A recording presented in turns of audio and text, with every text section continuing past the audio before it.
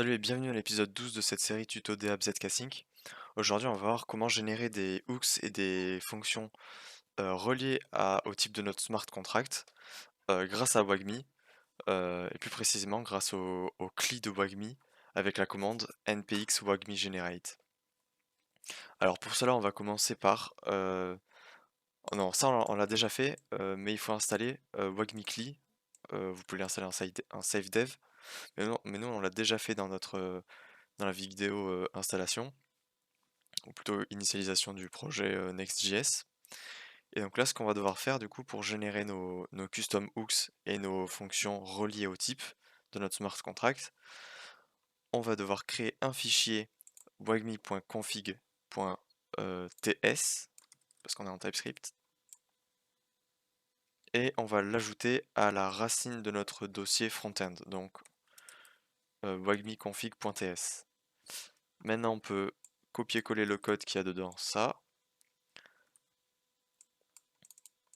Donc ça définit une configuration pour la commande npx generate, npx wagmi generate. Et nous on va mettre en out, on va pas le mettre dans generate, src/generated, on va le mettre dans notre dossier modèle, models, et on va l'appeler, je vais l'appeler generated functions wagmi. Et nous ici on va changer quelques trucs dans la configuration parce qu'on en a besoin. On va enlever le contract et dans le plugin, on va mettre tout d'abord une actions qu'on va importer de Wagmi clip plugin, wagmi/cli/plugins. On va mettre un arrobase, wagmi clip plugins.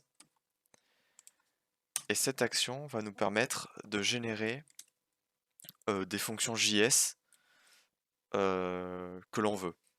Donc cette fonction actions va prendre en paramètre un objet avec dedans read contract à true pour dire qu'on veut générer une fonction pour lire le contrat. Et cette fonction read contract, du coup, elle prendra en argument le nom de la fonction, mais on n'aura pas besoin de mettre l'adresse du contrat à chaque fois. Maintenant, on va faire les fonctions pour écrire sur notre contrat. Donc pour ça, on a besoin de prepare write contract à true et write contract à true. Ensuite, dans notre liste, on va rajouter hard hat,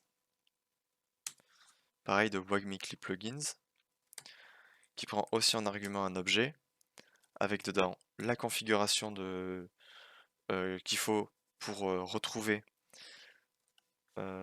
les fichiers hardhat qu'on aura générés. Donc nous, nos artefacts, ils sont situés dans un dossier qui s'appelle artifact-zk.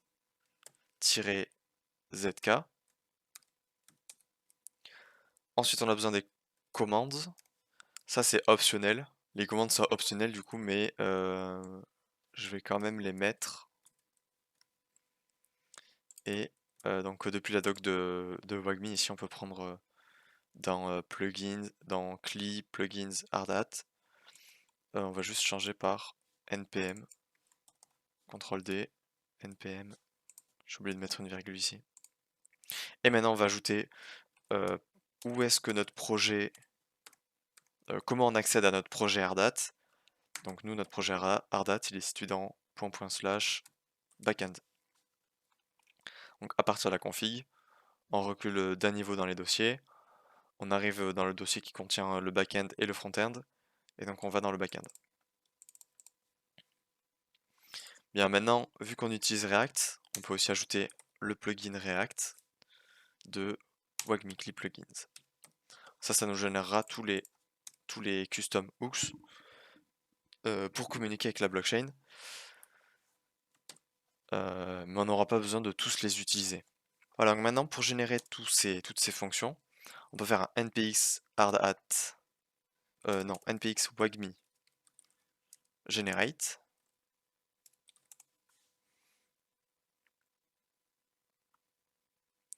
Et ça va nous mettre une erreur. Alors c'est normal parce que, qu'est-ce que ça dit?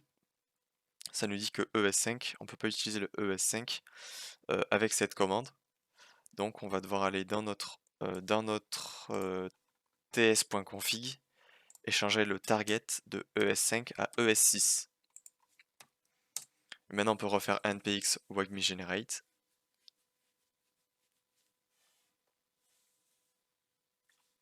Et, ah oui, je me suis trompé évidemment. C'est pas npm ici, mais npx ardat clean et compile.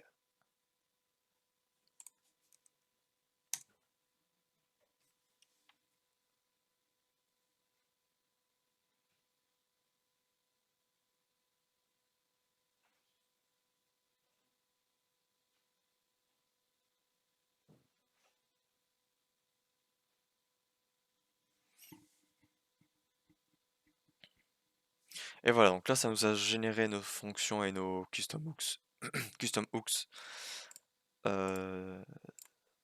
dans notre répertoire modèle. Et donc le fichier s'apparente à ça. Donc là on a tout ce qui est relié, tout ce qui est information de notre contrat de base, donc c'est-à-dire l'ABI.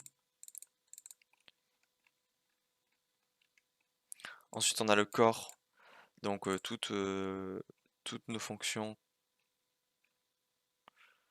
de base que Wagmi génère, plus nos 3 fonctions qu'on a mis dans la config. Donc là on peut voir qu'on a le read event factory, write event factory et prepare write event factory. Et il y aura déjà l'ABI qui sera mise dedans, donc on n'aura pas besoin de le compléter. Et enfin pour le plugin React, ça nous a généré du coup plein de hooks. Donc use event factory get all event, use event factory get event, use event factory write, prepare use event factory create event, use prepare event factory write, use prepare event factory create. Bon bref, il y en a plein. Et il y a toutes nos fonctions du coup qui peuvent, on peut interagir avec toutes nos fonctions de notre smart contract directement avec ces hooks. Mais comme des fois c'est pas super pratique, j'ai décidé d'utiliser les fonctions JS directement. Voilà, donc c'est tout pour cette vidéo. Dans la prochaine vidéo, on va utiliser ces fonctions pour créer un événement depuis notre front-end.